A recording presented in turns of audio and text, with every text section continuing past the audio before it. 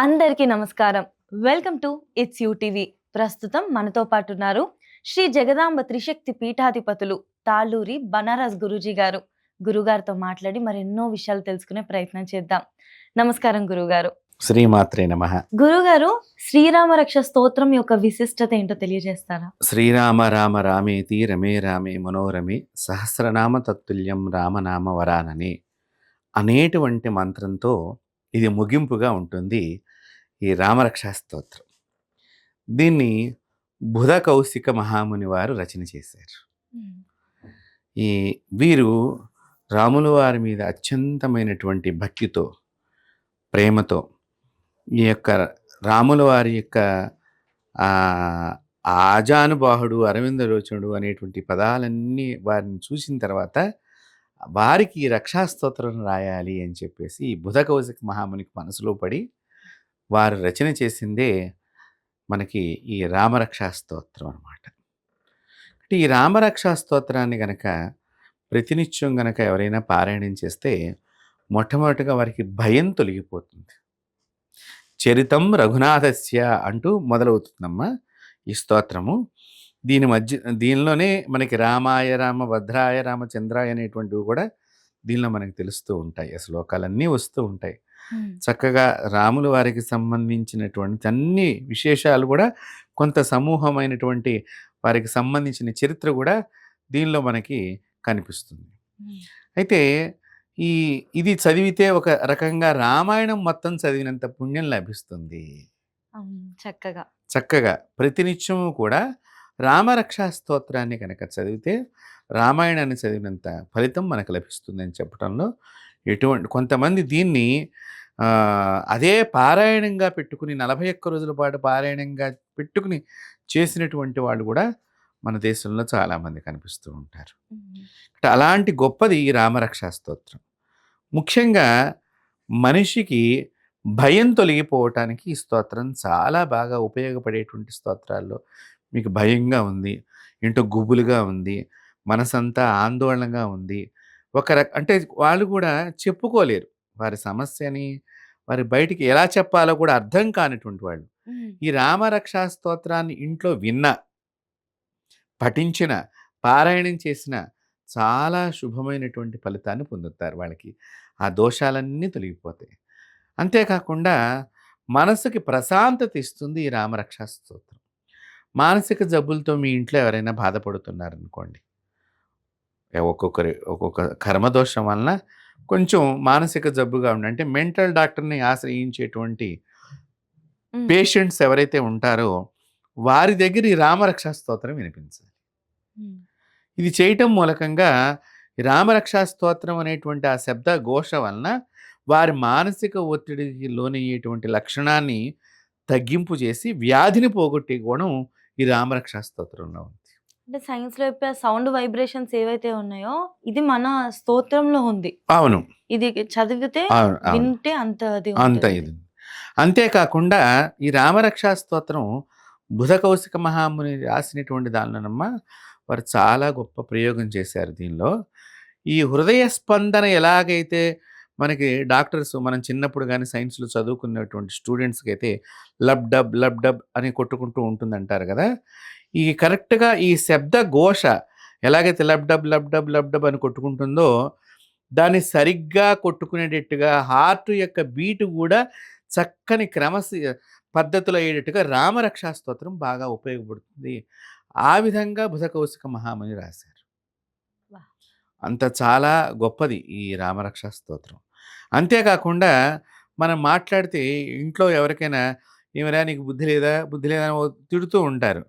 ఆ బుద్ధి లేదా అని తిట్టించుకునేవాడు ఎవడైతే ఉన్నాడో వాడికి రామరక్షా స్తోత్రం కనుక వినిపించినట్లయితే వారికి బుద్ధి సవ్యంగా ఉంటుంది. అంటే ఇక్కడ బుద్ధి, భయం పోగొడుతుంది, మానసిక వేదనను పోగొడుతుంది ఈ రామరక్షా స్తోత్రం. ఆరోగ్యానికి కూడా మంచిది, చాలా ఉపయుక్తమైనటువంటిది. అంతేకాకుండా సర్వ పాపాలని పోగొట్టేటువంటి ఒక తీర్థం లాంటిది అనుకోండి రామరక్షా స్తోత్రం. మనం చక్కగా తులసి తీర్థం, మన దేవాలయానికి వెళ్ళినప్పుడు అక్కడ అర్చక స్వామి వారు ఉంటారు, వారు చక్కగా తీర్థం ఇస్తారు. ఆ తీర్థం తాగంగానే మనసుకు మన గుళ్ళోకి వెళ్ళి తీర్థం తీసుకోకపోతే మనసుగా ఉండదు. అంటే ఆ తీర్థం తీసుకుంటే ఆ సమయంలో మనసు ఎంత ఆనందపడుతుందో, ఈ రామరక్షా స్తోత్రాన్ని గనక మీరు పారాయణం చేసి చక్కగా దాన్ని విన్నట్లయితే గనక సర్వ తీర్థాలలో మీరు స్నానం చేసిన పుణ్యం లభిస్తుంది.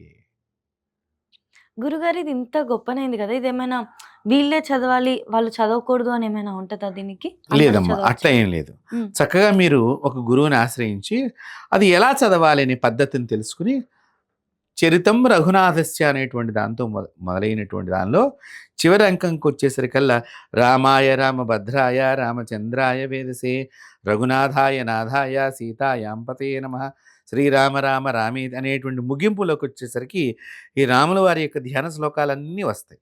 హ్మ్. అందులో పరమేశ్వరుడికి ఇష్టమైనటువంటి నామము ఈ రామనామం. హ్మ్.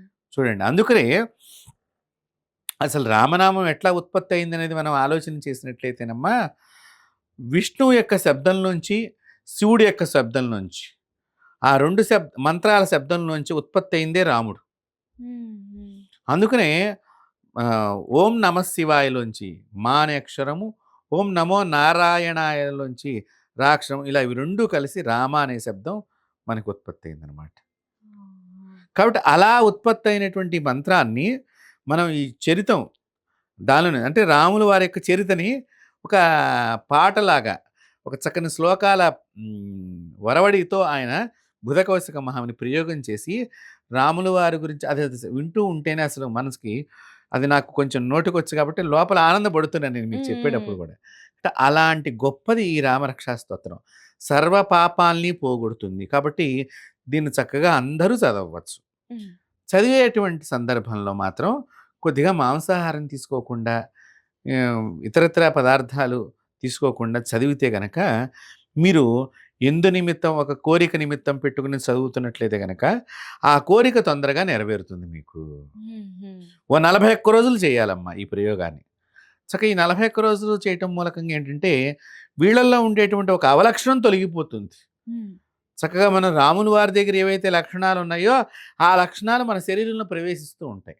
అలాంటిది ఈ బుధకౌశిక మహాముని ప్రయోగం చేసి రచన చేసినటువంటి ఈ రామరక్షా స్తోత్రము చాలా దివ్యమైంది, భవ్యమైంది కూడా. ప్రతి మానవుడు చదవవలసినటువంటి స్తోత్రాల్లో ఈ రామరక్షా స్తోత్రం ఒకటి. గురుగారు ఇది ఏ సమయంలో చదవాలి అని ఏమైనా ఉంటుందా గురుగారు? చక్కగా మీరు ప్రాతకాలం గనక పొద్దున్నే మీరు ఈ 6 గంటలప్పుడు మీరు కనుక కూర్చుని చక్కగా ఆ యొక్క రాముల వారి చరిత్రని ఇక్కడ సంకల్పం చెప్పుకొని, మనం ఆచమనం చేసి సంకల్పం అంతా చెప్పుకొని, రామరక్షా స్తోత్ర పారాయణం కరిష్యే అనుకుని నీళ్లు వదిలినా, లేదా మీకు నోటికి రాదు. హ్మ్.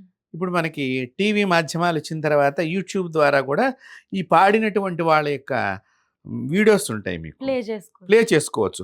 అప్పుడు రామరక్షా స్తోత్రం మనం వింటున్నామనేటువంటి విధంగా సంకల్పం చెప్పుకొని నీళ్లు వదలాలి అక్కడ. శ్రవణం కరిష్యే.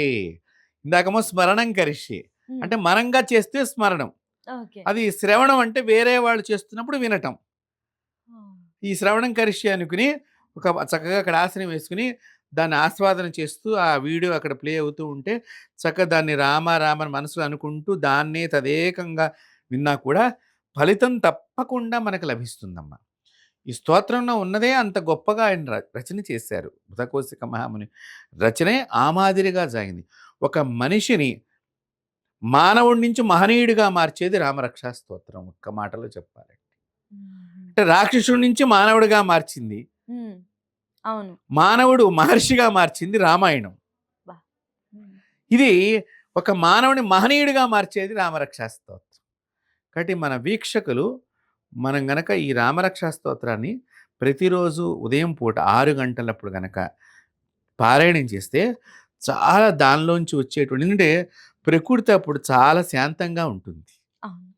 ప్లస్సు ఇంటిలో వాతావరణం కూడా ఎవరు లేవకపోయినా పర్వాలా. వినాలి అనుకునేటువంటి వాళ్ళు, పారాయణం చేయాలనుకున్నవారు, వారొక్కరు లేచి చక్కగా ఆ సమయంలో కూర్చొని చిన్నగా పారాయణం చేసుకున్నా కూడా, మీ ఇంటి లోపల ఉండేటువంటి వారందరి ప్రవర్తనలో కూడా హ్మ్. రామరక్షా స్తోత్రానికి ఉన్నది అదే. ఒకరు పారాయణం చేస్తే కూడా ఇంట్లో అందరిలోనూ కూడా ఒక రకమైనటువంటి చెడు నుంచి మంచి వైపుకి ప్రయాణం జరిగేటువంటి అవకాశం మనకి ఈ రామరక్షా స్తోత్రంలో కనిపిస్తుంది. ఖచ్చితంగా గురుగారు. అంటే మనం చదివినప్పుడు, విన్నప్పుడు మనకే కాకుండా మన కుటుంబ సభ్యులకి కూడా ఆ పాజిటివ్ అవును. ఎనర్జీ అనేది వస్తుంది. అవును. అవును. ధన్యవాదాలు గురుగారు. శ్రీమాత్రే నమః.